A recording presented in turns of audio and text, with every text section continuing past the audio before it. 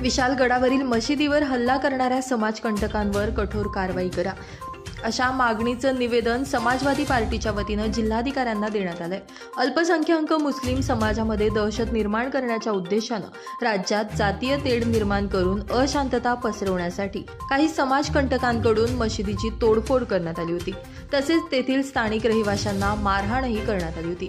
घडलेल्या या घटनेचा समाजवादी पार्टीतर्फे जाहीर निषेध करण्यात येत असून तोडफोड करणाऱ्या समाजकंटकांची चौकशी करून त्यांच्यावर कठोर कारवाई करण्याची मागणी समाजवादी पार्टीच्या वतीनं करण्यात आली आहे। कोल्हापूर जिल्ह्यातील विशालगड या ठिकाणी एका मशिदीवर उघडपणे हल्ला करणाऱ्या ते आतंकवादी वृत्तीचे समाजकंटक हे मशिदीला तोडफोड करून मशिदीमधील साहित्याची नासधूस उघडपणे करीत आहे।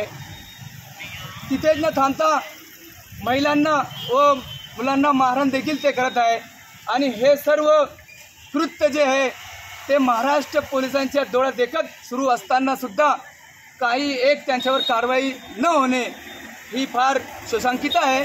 आम्ही त्या घटनेचा जाहीरपणे समाजवादी पार्टीच्या वतीने निषेध करतो आणि जे समाजकंटक मस्जिदीवर चढून मस्जिदी तोडफोड करीत आहे, मस्जिदीची नासधूस करीत आहे, निरपराध लोकांना मारहाण करीत आहे, त्यांना शासन आजही ते मोकाटपणे फिरत आहे। त्यांना अटक करून त्यांच्यावर कठोर अशी कायदे लावून त्यांना जेलमध्ये टाकण्यात यावे, त्यांच्यावर जलद गतीने जो खटला चालवण्यात यावा आणि त्यांना कठोर शासन करण्यात यावे।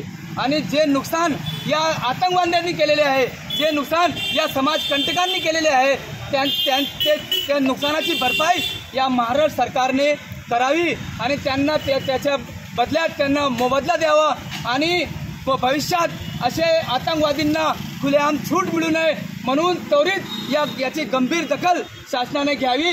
त्या ठिकाणी असलेले पालकमंत्री जे हसन मुश्रीफ यांनी तर ताबडतोब राजीनामा द्यावा। त्या ठिकाणी असलेले जिल्हाधिकारी यांची ताबडतोब उचलबांगडी करण्यात यावी। त्या ठिकाणी असलेले कोल्हापूर जिल्ह्याचे पोलीस अधीक्षक यांची सुद्धा उचलबांगडी करून त्यांना सुद्धा अकालपट्टी करण्यात यावी, अशी मागणी करण्यासाठी आज समाजवादी पार्टीच्या वतीने आम्ही धुळे जिल्हाधिकारी कार्यालयात आलेलो आहे आणि आम्ही मागणी करणार आहोत की पूर्ण महाराष्ट्राची शांतता बिघडवण्यासाठी, पूर्ण महाराष्ट्र राज्याच्या कायदा व सुव्यवस्थेचा प्रश्न निर्माण करणारे हे समाजकंटक यांना जर असे उघडपणे सोडले गेले तर भविष्यात पूर्ण राज्यात अशांतता निर्माण होईल, अराजकता निर्माण होईल। एका विशेष समुदायाला दहशतीखाली आणण्यासाठी हे प्रकरण उचलले जात आहे। म्हणून आम्ही महाराष्ट्र सरकारच्या गृहमंत्र्यांना जिल्हाधिकारी मार्फत निवेदन करतो की त्यांच्यावर तात्काळ कारवाई करावी। दरम्यान यावेळी समाजवादी पार्टीचे पदाधिकारी आणि कार्यकर्ते आदी मोठ्या संख्येनं उपस्थित होते। सुनील निकम, माझा महाराष्ट्र न्यूज, धुळे।